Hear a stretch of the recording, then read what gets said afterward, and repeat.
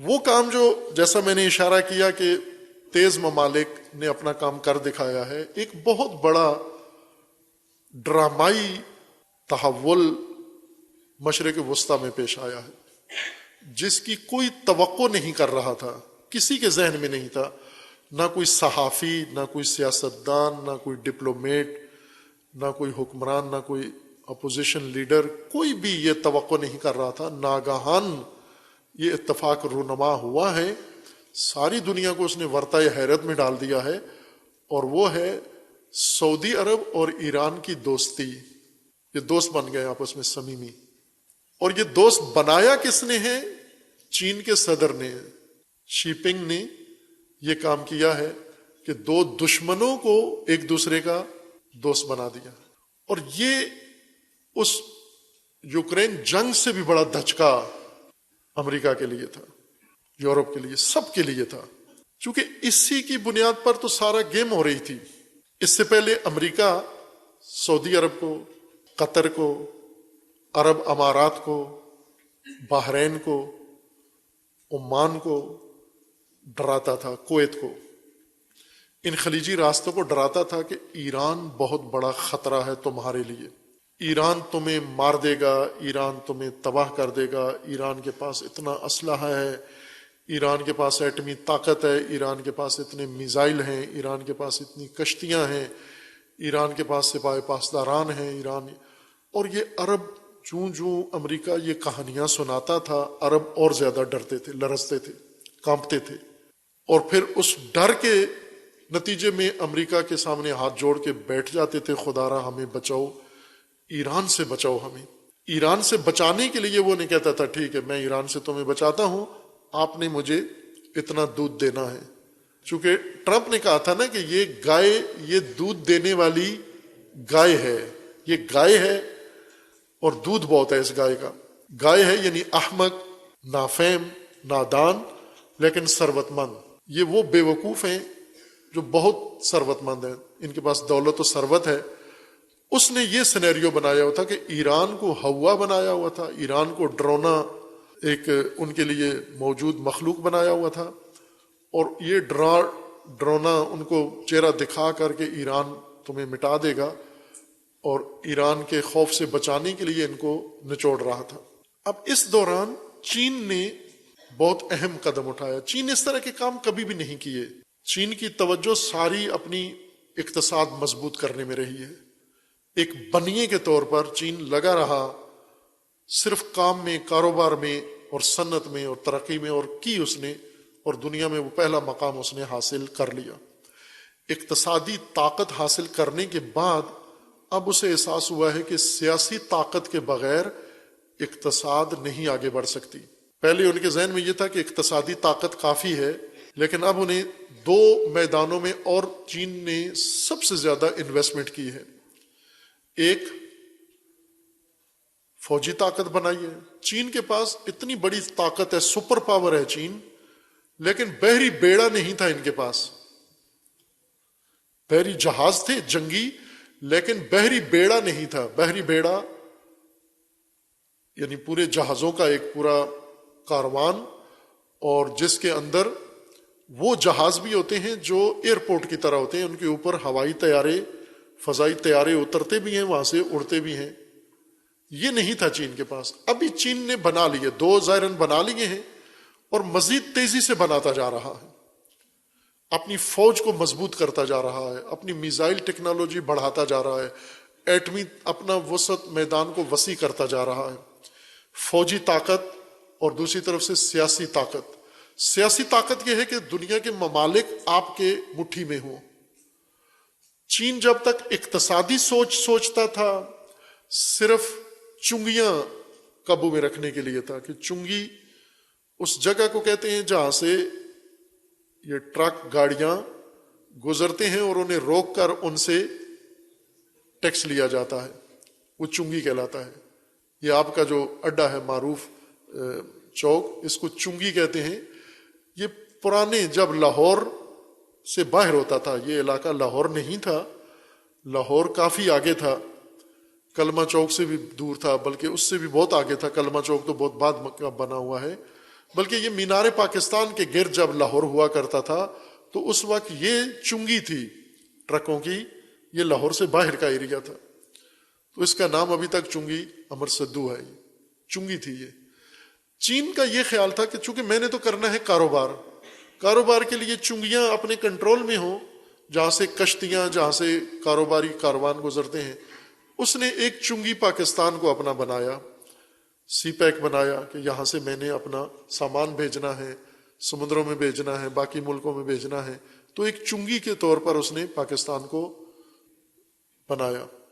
لیکن اب اسے خیال ہو رہا ہے کہ نہ، چنگی کافی نہیں ہے، بلکہ سیاسی اڈے بھی ضروری ہیں، لہٰذا اس نے سعودی عرب کا خود دورہ کیا، ایران کا دورہ متوقع ہے، اس کا عنقریب کہا جا رہا ہے ایران کا دورہ کرے گا، لیکن ایران کے ساتھ معاہدہ پہلے کر چکا تھا، جو معاہدہ عمل درآمد میں نہیں تبدیل ہوا تھا۔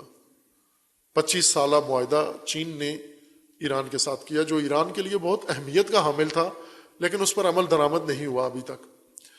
پھر اس کے بعد چینی صدر گیا سعودی عرب میں، اور وہاں جا کر سعودی عرب، چونکہ وہاں وہ شہزادہ بن سلمان، چین نے اس کا دماغ پڑھا تو اس کو پاکستان اور ایران دونوں سے زیادہ پرکشش یہ شہزادہ نظر آیا، چونکہ اس کے جو منصوبے ہیں، جو یہ چاہتا ہے ریکارڈ بنانا، افسانوی شہر بنانا اور افسانوی ملک بنانا، اپنا دنیا کا سب سے ماڈرن ملک بنانا چاہتا ہے، چین کو یہ تصور اس کا بہت پسند آیا کہ یہی تو چاہیے ہمیں، اس سوچ والا، اتنا ثروت مند اور اتنا احمق، جو اپنی ساری ثروت اس کام پہ لگانے کے لیے تیار ہے، اور چین کے پاس ایسی ٹیکنالوجی ہے کہ وہ اس کو اس طرح کی طلسماتی چیز بنا کے دے سکتا ہے۔ اور بن سلمان کو بھی یقین ہے کہ امریکہ صرف ہمیں نچوڑتا ہے، دوتا ہے دودھ ہمارا، چارہ بھی نہیں ڈالتا ہمیں۔ عموماً بھینس کو کھل ڈالتے ہیں، ونڈا ڈالتے ہیں، پھر دودھ نکالتے ہیں، یہ ڈنڈا مار کے اس کا دودھ نکال لیتا ہے۔ امریکہ کا طریقہ یہ تھا کہ یہ عرب بھینس جو ہے، اس کو ڈنڈا دکھا کے دودھ نکالو۔ ڈنڈا ایران کو بنایا ہوا تھا، ایران کو ایک ایسا ہوا خطرناک بنا کر امریکہ نے ان کے سروں پہ رکھا ہوا تھا اور عربوں کو لوٹ رہا تھا۔ چین نے جو چالاکی کی ہے وہ یہ کیا ہے کہ ان دونوں کے قریب ہو کے اور ان دونوں کو اپنے اس منصوبے میں لے آیا ہے۔ یہ ناممکن لگتا تھا ساری دنیا کو کہ ساری دنیا متحد ہو سکتی ہے، ایران اور سعودیہ متحد نہیں ہو سکتے۔ بلکہ مجھے امام خمینی رحمۃ اللہ علیہ کا جملہ یاد ہے، جب ایرانی حجاج شہید ہوئے تھے حج میں، اس سمے اللہ تعالیٰ نے توفیق دی، اسی سال حج پہ مشرف تھا میں بھی، اور یہ ظاہراً 1985 کی بات ہے، 1985 میں یہ واقعہ ہوا تھا، جس میں 400 ایرانی زائرین شہید ہو گئے تھے، حجاج وہاں پر گولیاں ماری انہوں نے۔ اس کے بعد امام نے یہ فرمایا تھا کہ ممکن ہے میں صدام کو معاف کر دوں لیکن آل سعود کو معاف نہیں کروں گا۔ اور یہ پہلا واقعہ نہیں تھا، آل سعود نے پھر چند سال پہلے منا میں بہت سارے زائرین کو شہید کیا، جس میں سب سے زیادہ ایرانی زائرین تھے۔ منا میں بگدڑ مچی اور سینکڑوں افراد شہید ہو گئے، لگ بھگ 300 کے قریب ایرانی یا اوپر نیچے تھے، اب تعداد میرے ذہن میں نہیں۔ اور اس کے علاوہ بہت کچھ کیا سعودی عرب نے، مذہبی افتراق پھیلایا، مذہبی فتنے اٹھائے، مذہبی نفرتیں پھیلائیں، تشیع کے خلاف، ایران کے خلاف جو ہو سکتا تھا انہوں نے کیا آل سعود نے۔ اور ادھر بھی اتنی شدت پائی جاتی ہے آل سعود کے بارے میں، لیکن چین نے یہ کام کر دکھایا ہے کہ ناممکن کو ممکن کر دکھایا۔ اور یہ ایک اعلیٰ ڈپلومیسی کی علامت ہے کہ آپ ایسے دو حریفوں کو ملا دیں، آپس میں دوست بنا دیں، اور پھر نہ صرف آپس میں ان کے مسائل حل کر دیں، نہ بلکہ چین کی مشرق وسطیٰ میں یہ انٹری ہے۔ پہلے روس نے انٹری دی شام میں، امریکہ نے داعش بنائی عربوں کے ساتھ مل کے، اور شام پر قبضہ کرنے اور عراق پر قبضہ کرنے جا رہے تھے، روس آ گیا بیچ میں۔ یہ جنرل سلیمانی کی خلاقیت تھی کہ وہ روس کو لے آئے شام میں، اور اس طرح سے امریکہ کو شکست کھانا پڑی وہاں پر۔ مشرق وسطیٰ میں یہ روس کا دلیرانہ قدم تھا، اسی سے ساری نقشہ فیل ہوا، ناکام ہوا۔ اب جو چین نے اپنی انٹری کی ہے یہاں پر، وہ روس سے بھی زیادہ سنسنی خیز ہے، چونکہ روس فقط فوج لے کر آیا، داعش کے مقابلے میں، دہشت گردوں کے مقابلے میں اپنی جنگی طاقت لے کر آیا اور شام کو بچا لیا۔ لیکن چین نے ایسا نہیں کیا کہ صرف آ کے ایک جنگ میں شرکت کر کے جنگی طاقت دکھائی، بلکہ دو دشمنوں کو، دو حریفوں کو ملا کے آپس میں ایک کر دیا اور ان کو ایک پیج پر لے آیا۔ اور یہ مشرق وسطیٰ میں چین کی بہت بڑی کامیابی ہے، یعنی طاقت کا یہ گہوارہ یہ چین کی مٹھی سے باہر تھا، یہ شروع سے امریکہ کے ہاتھ میں تھا، جب سے اس میں تیل اور گیس کی ثروت نکلی ہے یہ امریکہ کی مٹھی میں تھا۔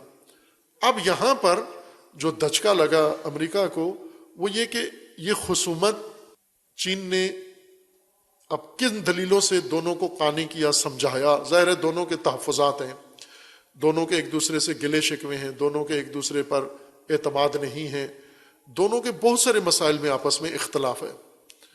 ان سارے موضوعات کو چائنا نے حل کر کے اور ان میں ضمانت فراہم کر کے ان دونوں کو آپس میں ملایا ہے۔ اگلے مہینے ان کے سفارت خانے ایک دوسرے کے ملک میں کھل جائیں گے، سفارتی تعلقات بحال ہو جائیں گے، اور ابھی سے جو بیانات دونوں طرف سے آ رہے ہیں وہ دونوں بہت مثبت بیانات آ رہے ہیں، اور یہ بہت بڑا تحول ہے دنیا میں بھی اور مشرق وسطیٰ میں بالخصوص۔ اس کے 3 فریق ہو گئے ہیں، ایران، سعودیہ اور چین، اور تینوں کے اپنے اپنے مفادات ہیں اور تینوں کے اپنے اپنے تحفظات ہیں۔ چین نے اس میدان سے فائدہ اٹھانا ہے، اس کو آتا ہے میدان سے فائدہ اٹھانا، لیکن کچھ چیلنجز بھی ہیں اس کام کے کہ امریکہ اور صہیونی اسرائیلی آرام سے نہیں بیٹھیں گے۔ اس سے پہلے امریکہ نے ڈنڈے کے ذریعے عربوں کو اسرائیل کا دوست بنایا۔ اس وقت اسرائیل کی چیخیں نکلی ہیں کہ اب عرب اسرائیل دوستی کا کیا بنے گا، چونکہ اس پہ تو اس کو بڑی امیدیں تھیں، بڑا سہارا تھا کہ عرب مکمل طور پر اسرائیل کے ساتھ باندھ دیے گئے تھے، لیکن یہ سب ڈنڈے کے ذریعے تھا۔ اب اعراب کو چین نے جو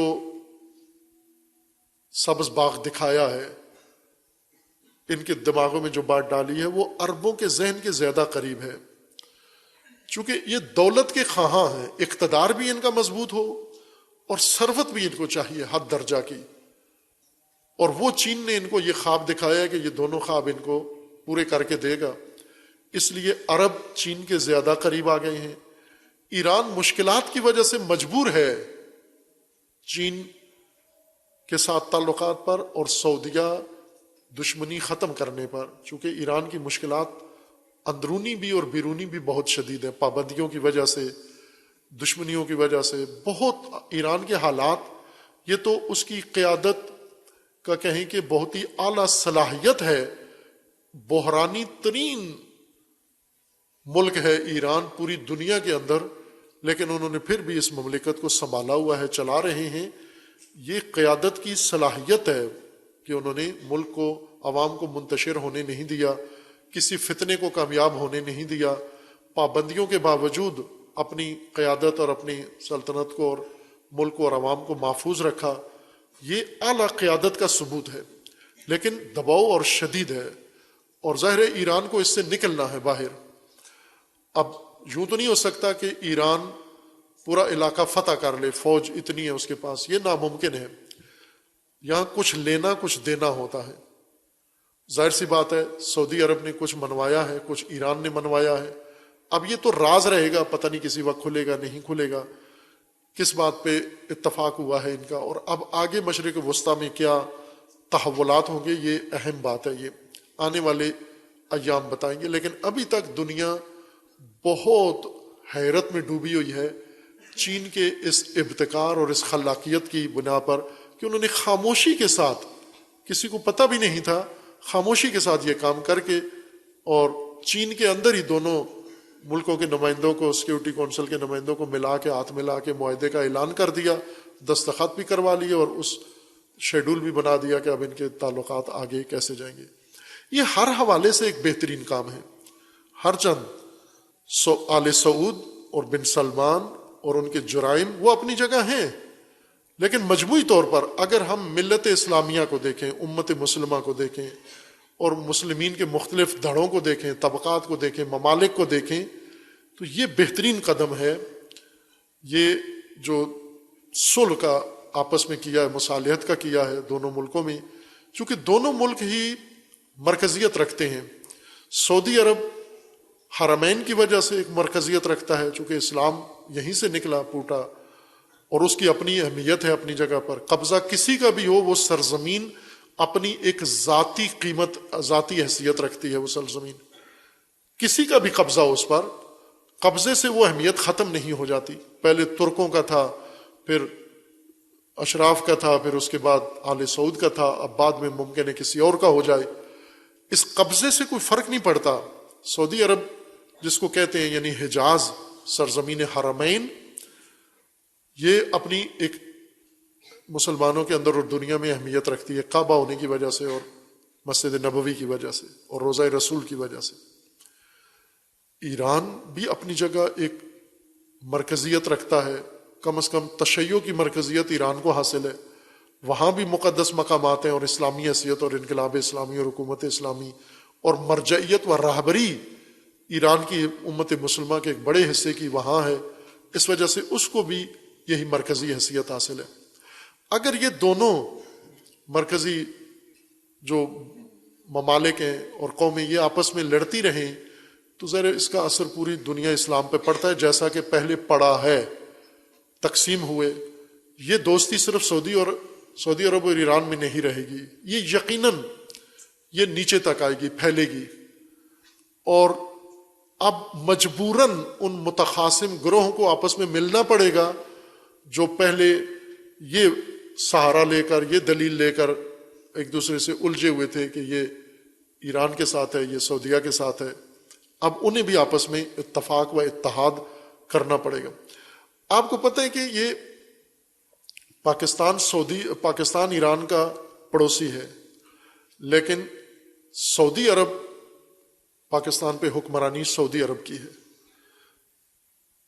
پاکستانی کوئی معاہدہ نہیں کر سکتے ایران سے جب تک سعودی عرب اجازت نہ دے۔ پاکستان کے بارڈر پر سعودی عرب کی گیس لائن پہنچی ہوئی ہے اور وہ نہیں لے سکتے چونکہ سعودی عرب راضی نہیں ہے۔ سعودی عرب نے ایک طرح سے پاکستان کو ایران سے بالکل کاٹا ہوا تھا اور ایک لحاظ سے بالکل اس کو دشمن بنایا ہوا تھا ایران کا۔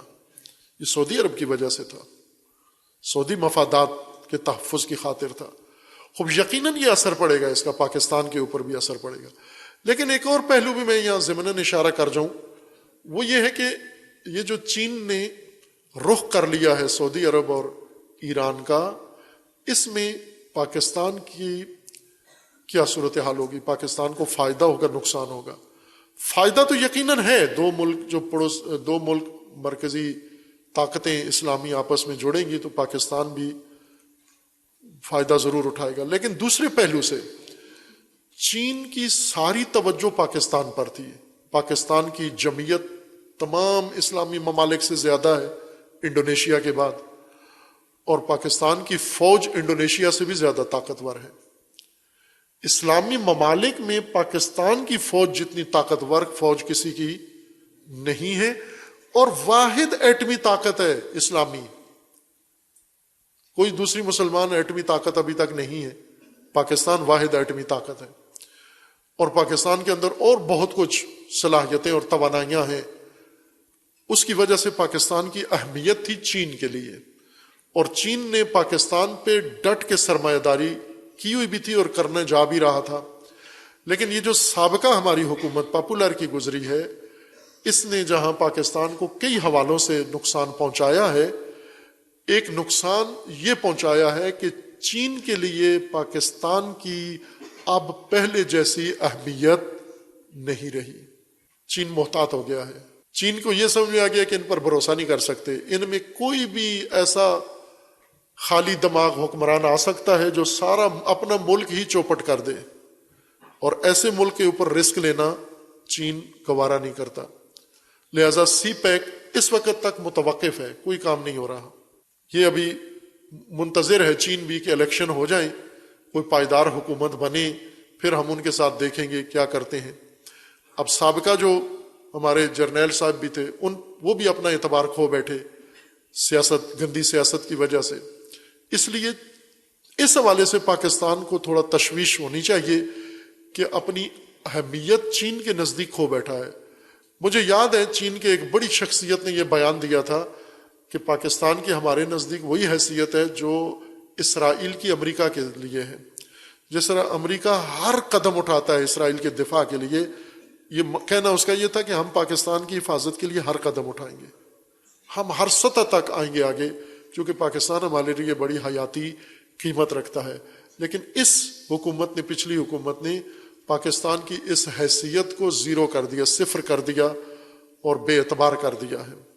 لہذا چین نے اب اپنے دوست نئے ڈھونڈنا شروع کیے اور ڈھونڈ لیے ہیں، اور پہلے چین نے انہیں ملایا ہے آپس میں، ان کے تخاصم کو ختم کیا۔ چونکہ ایران سعودیہ دشمنی میں چین نہ ایران کے قریب ہو رہا تھا اور نہ سعودیہ کے، چونکہ اس کو خطرہ تھا کہ ایران میں سرمایہ لگاؤں سعودیہ نقصان پہنچائے گا، سعودیہ میں سرمایہ لگاؤں ایران نقصان پہنچائے گا۔ اس نے یوں نہیں کہ ایران کے ساتھ ہمدردی کی ہے یا سعودیہ کے ساتھ، چین نے اپنے مفادات کے لیے یہ کام کیا ہے، چونکہ اس کو مشرق وسطیٰ میں بھرپور سرمایہ کاری کرنی ہے۔ اب یہ ایک اہم تحول گزشتہ ہفتے سیاسی سطح پر دنیا میں رونما ہوا ہے۔